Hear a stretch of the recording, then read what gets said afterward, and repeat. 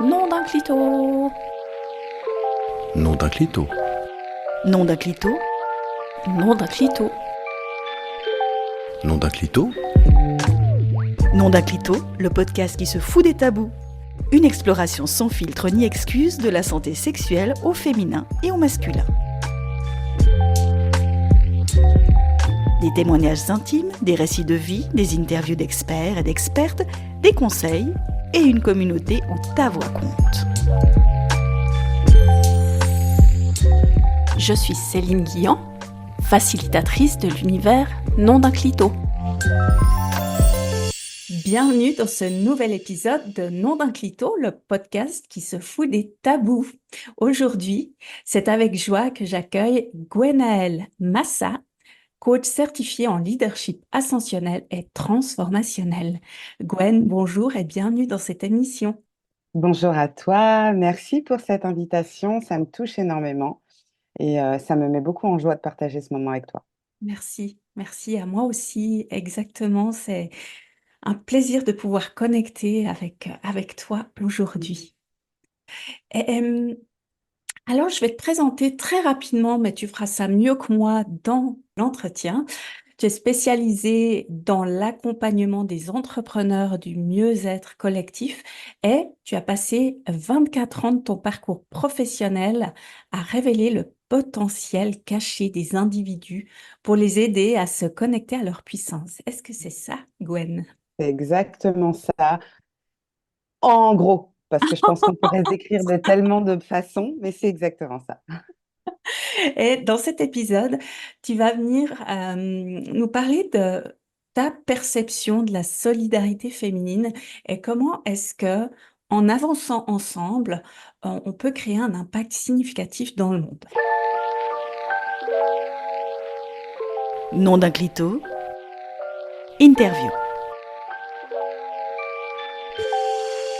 Alors la première question que j'aimerais te poser pour faire connaissance, c'est la suivante, c'est quel est ton rituel du matin préféré pour bien démarrer ta journée?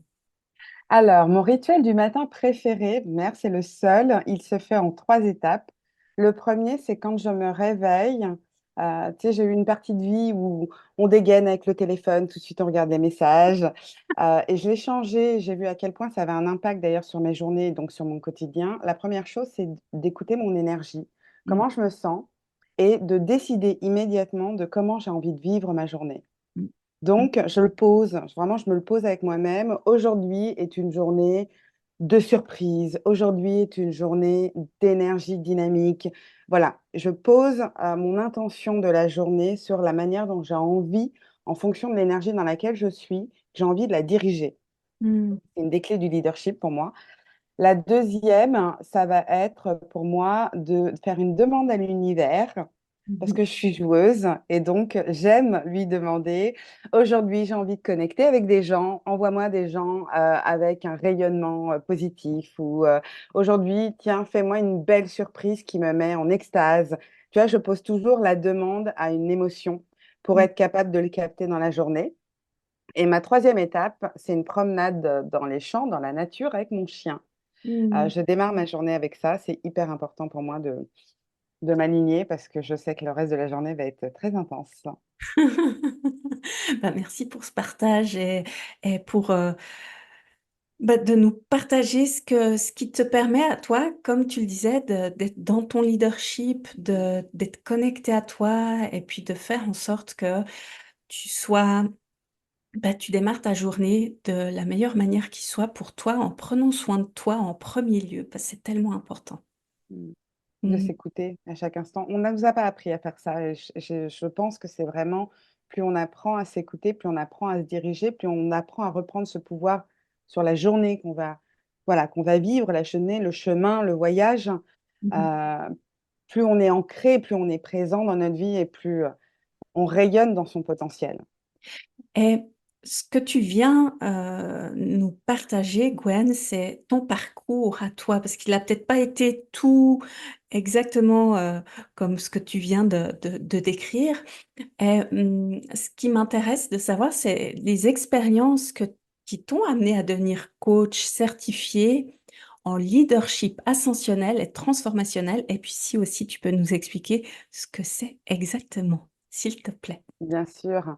Mon parcours, il est teinté de plusieurs grandes étapes. Premièrement, moi déjà, je suis issue d'une famille à la fois d'un côté de Côte d'Ivoire, d'une ethnie de guerriers guérisseurs. Je le pose là parce que je ne l'ai pas su tout de suite, mais ça a un impact sur la suite. Mhm. De guerriers guérisseurs du côté de mon père et puis du côté de ma mère, une famille de catholiques bourgeois, médecins. Voilà. Donc, il y a à la fois ce côté un peu très, très spirituel et de l'autre côté plutôt ancré, matériel, structuré, rationnel et très matheux. Donc, j'ai perdu ma maman à l'âge de 7 ans et pour moi, ça a été le point de départ de ma vie. D'ailleurs, je ne me rappelle pas avant à quoi ressemblait ma vie avant 7 ans.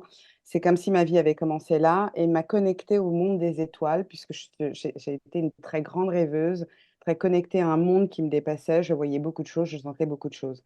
J'ai évolué avec ça en me disant, je ne suis pas normale. Mhm. Voilà, il y a un monde autour de moi qui vit d'une certaine manière. Puis moi, je sens que je ne suis pas comme les autres. Voilà, je me sens différente et on me le dit en plus. On me le dit tout le temps. Tu es une rêveuse, tu planes. Voilà. Mais tu sais, quand tu évolues et que tu grandis avec ces phrases-là, avec ce sentiment que tu appartiens à quelque chose de différent, mais que tu n'es pas à ta place. Et cette phrase, elle m'est restée. Je ne suis pas à ma place. J'ai avancé avec ça et j'ai aussi avancé en me rendant compte que j'avais beaucoup de facilité dans plein de choses, que dès lors où je décidais de faire quelque chose, ça marchait. Dès lors où je laissais l'extérieur me guider aussi sur les décisions que je devais prendre, ça capotait. Ou alors, j'étais pas satisfaite de ce que je recevais. Mhm. Et plus j'ai évolué, plus j'ai été observatrice de ça. Puis j'ai eu mon enfant à l'âge de 18 ans, un deuxième choix de vie qui ne ressemble pas à celui des autres. Voilà, de décider d'arrêter l'école après mon bac informatique de gestion, donc bac technique, et d'accueillir cet enfant qui a décidé de s'incarner dans mon ventre. Et j'ai entamé un parcours professionnel avec lui, bébé sous le bras, Mhm. avec juste un bac informatique. Et quand on sait l'importance des diplômes dans certains pays, en l'occurrence en France, on sait à quel point c'est pas évident. Mais moi, j'avais décidé à ce moment-là, à ces 18 ans-là, que c'est moi qui étais moteur dans ma vie, c'est moi qui avais vraiment le volant, la clé, l'énergie pour faire avancer tout ça. Et que quoi qu'on me dise, j'allais prouver à moi-même et au monde et à mon fils que j'étais capable. Et Mhm. donc, donc à 18 ans, j'ai commencé à travailler. À 21 ans, on me propose un poste de manager d'équipe alors que j'ai jamais été vendeuse dans un magasin, de devenir responsable adjointe. Or, tous les codes sur ce poste disent qu'il faut un bac, voilà, qu'il faut un BTS exigé, qu'il faut certaines expériences. Et moi, je me dis non, je le sens. Je Mhm. sens que c'est ça. Je sens que j'en suis capable. Je sens que je vais sûrement faire des erreurs. Mais c'est OK, j'y vais. Et voilà, j'y vais au culot. Et je leur montre que je suis capable. Mhm. Et ça a été une des vraies leçons pour moi, c'était de me dire, mais si je décide que j'irai là, ben en fait, c'est l'énergie que je vais y mettre fait qu'on va m'ouvrir la porte. Et mon parcours professionnel a été jalonné comme ça. Dès lors où j'ai commencé à décider, et une fois que je rentrais dedans, bah, ce premier job à 21 ans, ce n'est pas mon premier job, mais ce premier job de manager à 21 ans, je décide de le prendre, je l'ai. Et demande tout de suite, qu'est-ce que je fais dans 2 à 3 ans? C'est quoi l'étape d'après? Mhm. Pour tout de suite me diriger vers autre chose et commencer aussi à regarder de quoi j'ai besoin pour accéder à la prochaine étape. Et Mhm. j'ai fait ça. Et donc, j'ai gravi les échelons dans le monde du retail et de la mode, de responsable de petites boutiques, de petites structures, à responsable des ventes, à formatrice France pour un très gros groupe de mode, à chef de projet en développement commercial et stratégique. Et j'ai évolué comme ça pendant une vingtaine d'années. Sur, Mhm. plus ça allait, plus je montais les échelons, avec toujours ce côté, je suis capable, j'ai conscience aussi de ce que je vais avoir à travailler. Je n'ai pas peur du challenge, je n'ai pas peur de tomber, je n'ai pas peur de me tromper. Et je regarde tout de suite la porte d'après aussi. Mhm. Voilà. Ça, c'est vraiment, dans mon expérience, c'est ce qui m'a permis d'arriver à certains niveaux. Qu'est-ce qui fait que j'ai pris ce chemin-là sans vraiment savoir pourquoi? Et que j'y suis restée, c'est que je me rendais compte à quel point j'avais besoin d'être entourée des gens et que j'étais sensible à l'humain. J'étais sensible aux émotions, j'étais sensible à la fois aux souffrances des gens, comme j'ai pu en avoir moi dans ma vie, et Mhm. à la fois aux rêves des gens. J'étais aussi très sensible aux rêves des gens. Et je me rendais compte qu'il y avait pas grand-chose pour connecter les 2, mais que tout le monde le voyait pas. Et moi, la première, hein, j'ai dû écouter, me faire accompagner, observer, tester des choses pour joindre le rêve à les traumas. C'est finalement toutes ces douleurs, toutes ces souffrances, ce ne sont que des expériences pour accéder à l'état d'après. Mm.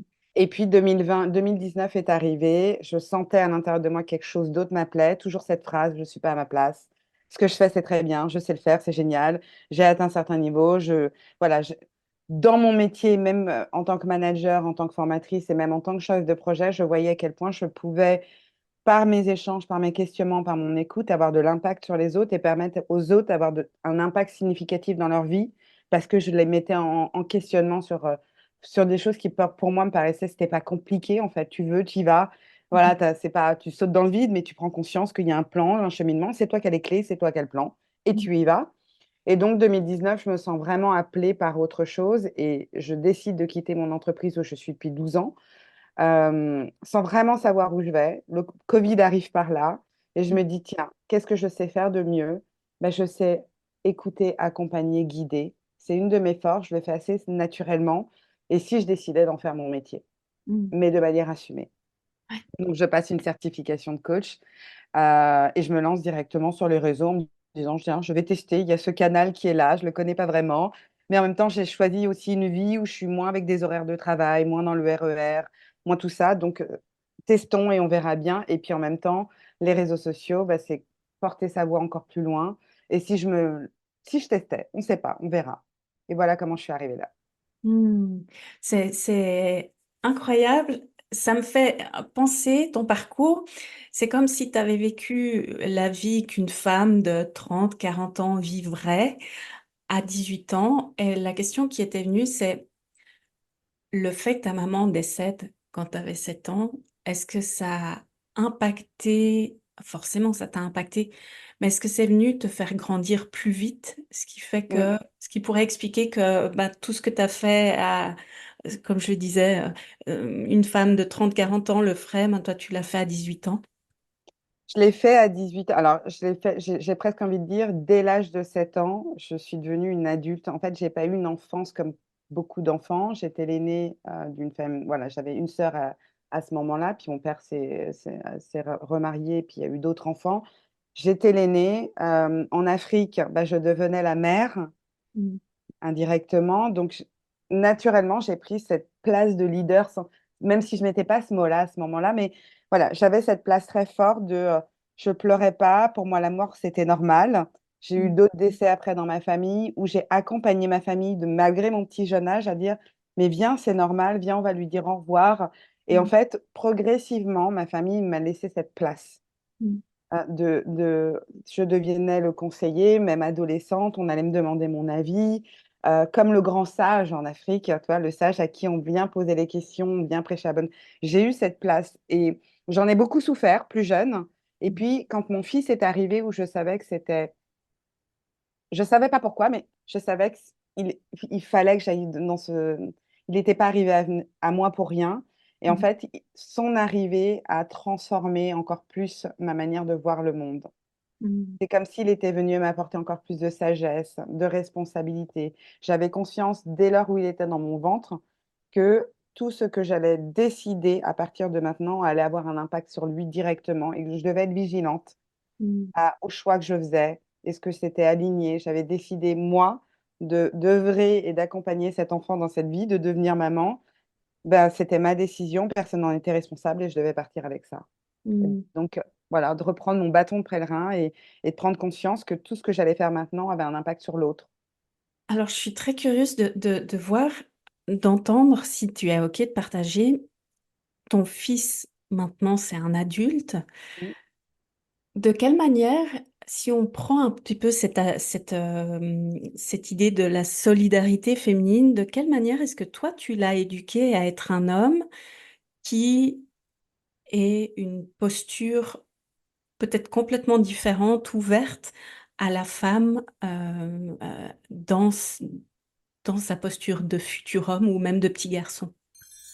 Nom d'un clito, abonne-toi et like tes épisodes favoris. J'ai élevé mon fils sur deux bases. La première, c'est l'autonomie et la deuxième, c'est la responsabilisation. Et Mm, dans ces deux clés-là, il y a toujours un mot qui était là, présent pour moi, c'est la notion de respect. Respecte-toi, respecte l'autre, quel qu'il soit, homme, femme. mhm, On peut prendre des décisions pour soi, elle aura toujours un impact sur les autres. Donc, plus tu es aligné à qui tu es, plus tu te respectes, moins tu suis le mouvement. Et voilà, et plus tu as conscience que tu peux ne pas être OK avec une personne, c'est pas pour autant que tu vas la déshonorer ou manquer de respect envers elle. mm, Juste, et ça valait autant pour les hommes que pour les femmes. Mais d'autant plus pour une femme, parce que je lui disais, mais une femme, c'est la création. Elle mm, porte la vie en elle et que tu arrives à travers une femme. Et c'est pas parce que tu es un homme et qu'une femme, elle peut paraître pour toi en deçà de toi, parce que c'est mm, la société qui te le dit. Non, une femme, c'est un joyau, au même titre qu'en tant qu'homme, tu es aussi un joyau à ta manière. mm. Mais plus tu apprends à respecter l'autre, quel qu'il soit, quel que soit son conditionnement, sa valeur et ainsi de suite, plus tu seras un grand homme. Merci d'avoir posé ces mots-là pour que lui-même puisse le transmettre le jour où il décide d'être papa, qu'il puisse le transmettre plus loin ou dans son entourage ou peut-être même que ça a impacté ses amis. Il y a une question que j'aimerais te poser par rapport à ton parcours professionnel. Oui. Tu en as fait, t'as travaillé quand même un certain nombre d'années dans le luxe, la mode. Mm, Donc, tu as aussi été en contact avec des femmes, mm, alors des hommes forcément, mais des femmes. Et la manière dont je vois ce mode, ce monde du luxe, de la mode, c'est comme s'il y avait des catégories, qu'il faut vraiment entrer dans une catégorie, que si t'es pas dans cette catégorie, alors c'est pas que dans ce monde-là, hein, mais je l'identifie beaucoup à l'apparence. Comment est-ce que c'est venu impacter toi, ta conception de la solidarité féminine ou de ta posture de femme, manager de femme? C'est hyper intéressant parce que déjà prendre conscience que moi je suis métisse et donc j'ai intégré un monde où malgré ce qu'on se dit, les diplômes et la couleur de peau ont quand même un impact. Voilà, donc c'est quelque chose que j'ai découvert parce que c'est pas quelque chose que pour moi il n'y a pas de limite en fait, il n'y a pas de barrière, il n'y a pas de limite et je m'affichais de ça, donc ça aide aussi beaucoup à intégrer ce genre d'environnement dès lors où tu mets pas de conscience, voilà, tu laisses pas trop ça s'infiltrer dans ta vie, donc ça m'a permis d'avancer dessus. J'ai été à des postes déjà de manager où j'ai évolué moi et j'ai permis à d'autres personnes d'évoluer dans la mesure où j'ai pas fait de différence entre les personnes qui étaient dans mon équipe, les personnes qui travaillaient avec moi, comme les clients d'ailleurs. J'aimais mettre les gens, et je parle beaucoup d'unité, moi, dans ma vie, d'unité, l'humanité, c'est que pour moi, on est tous ensemble. Il n'y a pas, on arrive tous avec des clés différentes, et j'expliquais ça à mon équipe. On arrive tous avec des clés différentes, mais tous ensemble, on va pouvoir ouvrir le château.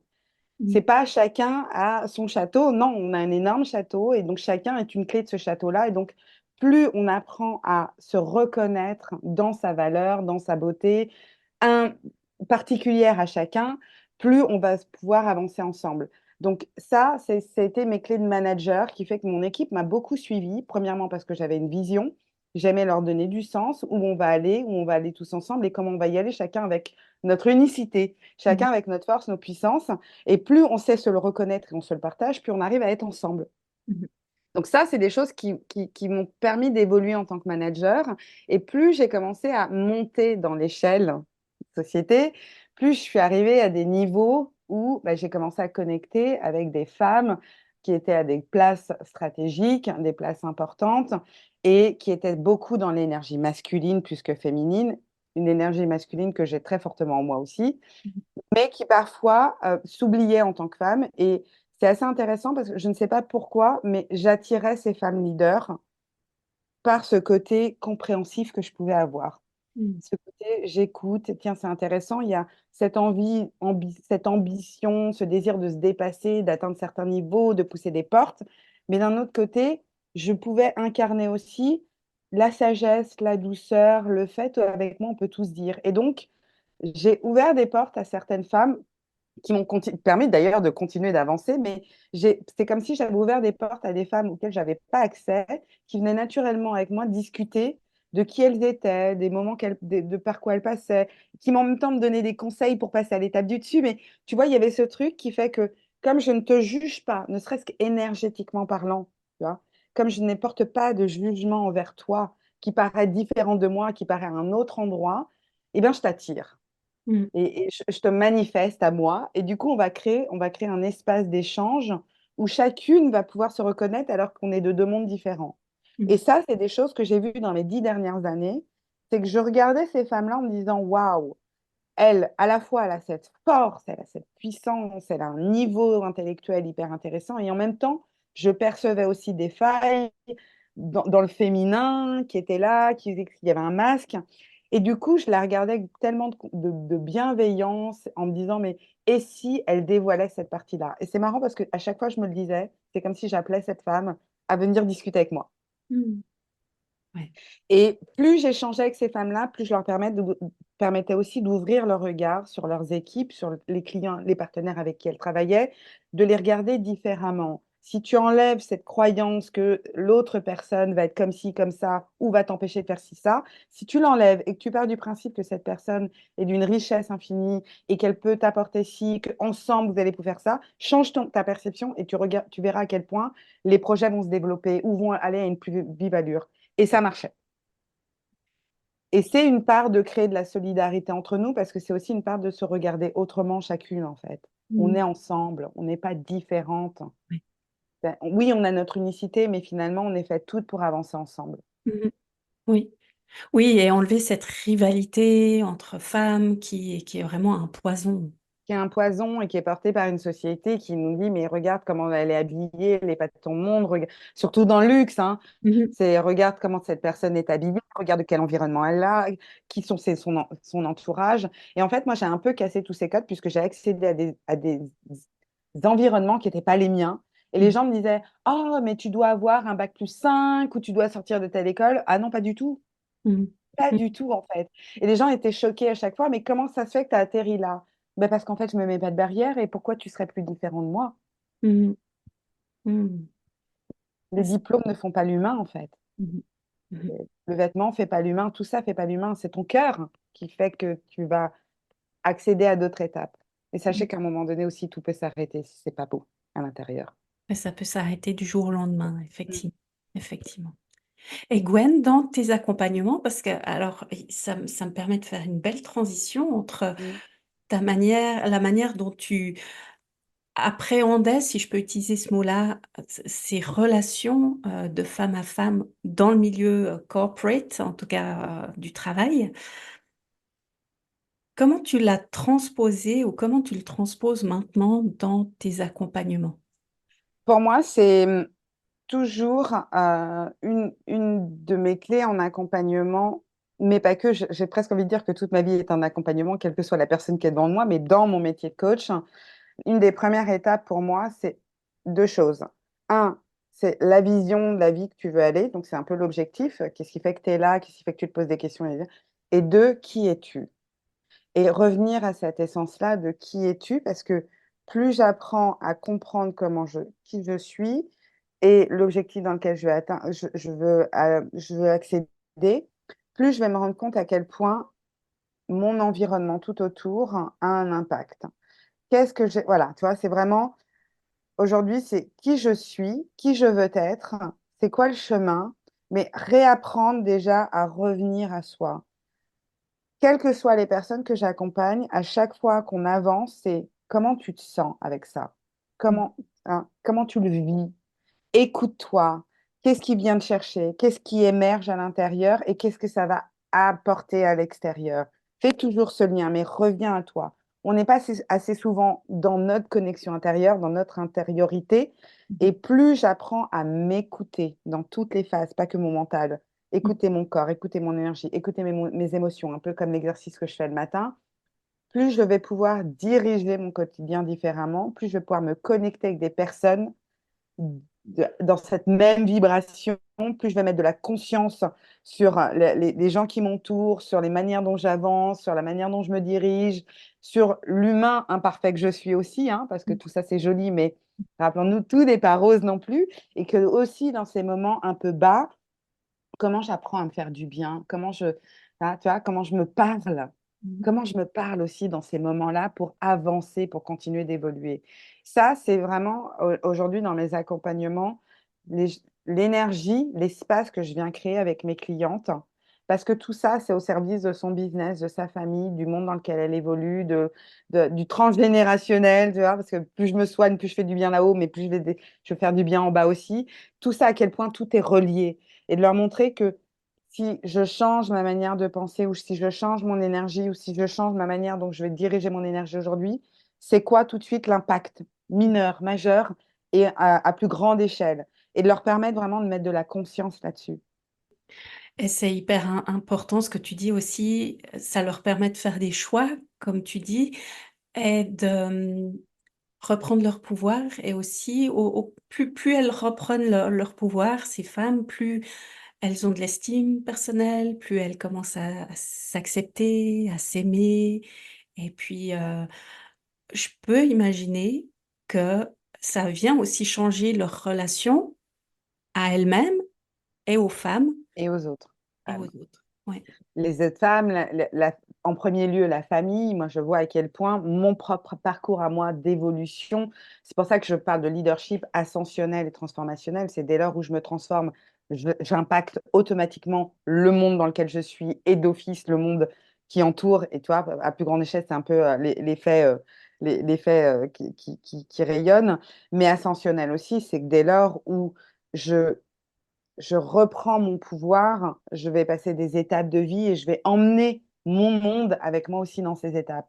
Mhm. J'ai des sœurs et je vois à quel point tout ce que j'ai pu, toutes ces étapes de vie que j'ai été moi-même, l'ascension que j'ai pu avoir, qu'elle soit intérieure ou extérieure, à quel point ça a donné à mes sœurs aussi se dire waouh, c'est possible, mais comment tu fais, et ainsi de suite. Et tu vois, indirectement, hop, ça réunit, on se Mhm. pose des questions. Waouh, mais j'ai envie que tu me partages. Mais bien sûr, allons-y tous ensemble.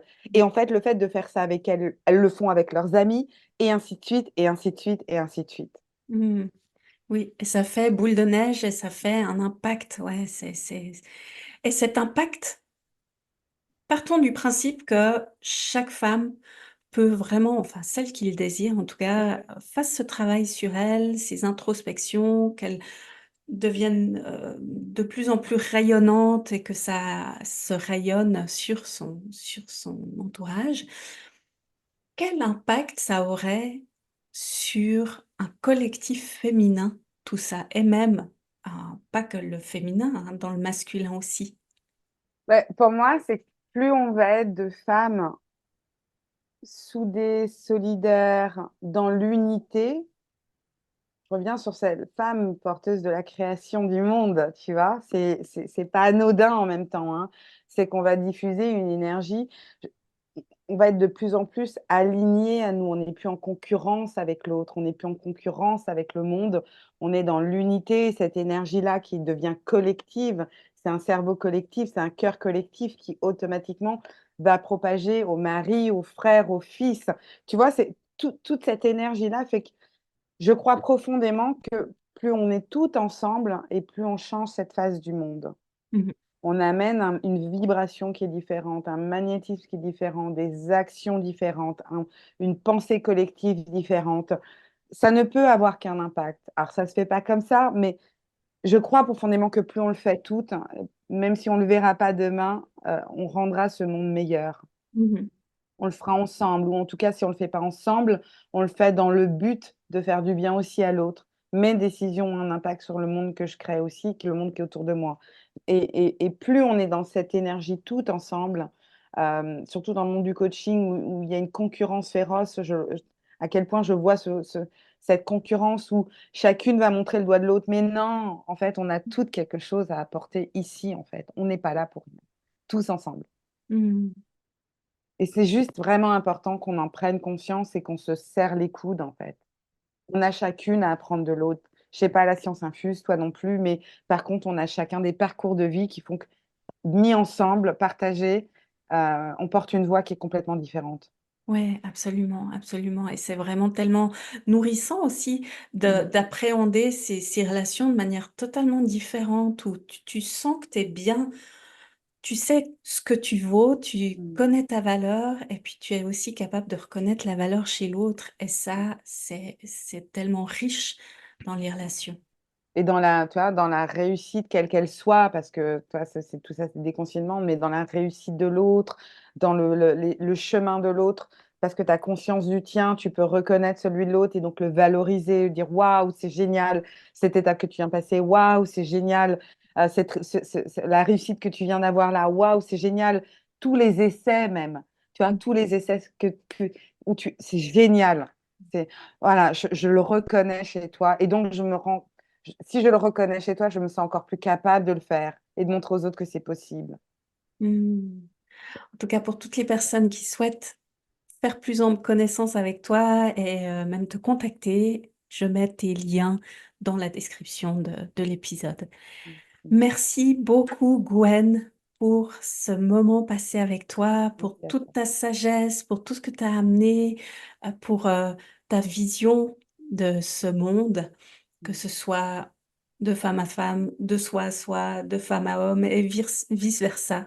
Et j'ai beaucoup apprécié te voir tant dans ce côté très cartésien du corporate que de ce côté, extrasensoriel dans cette, posture de guérisseuse que tu as.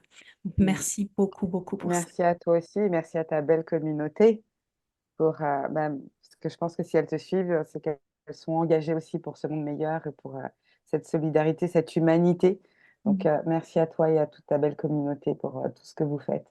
Merci, merci Gwen et à très bientôt et rappelle-toi, chaque voix compte. Nom d'un clito, un espace ouvert à toutes et tous. Pour tout savoir sur l'univers Non d'un clito et ne rater aucun épisode, like et inscris-toi à la Clito News. À bientôt!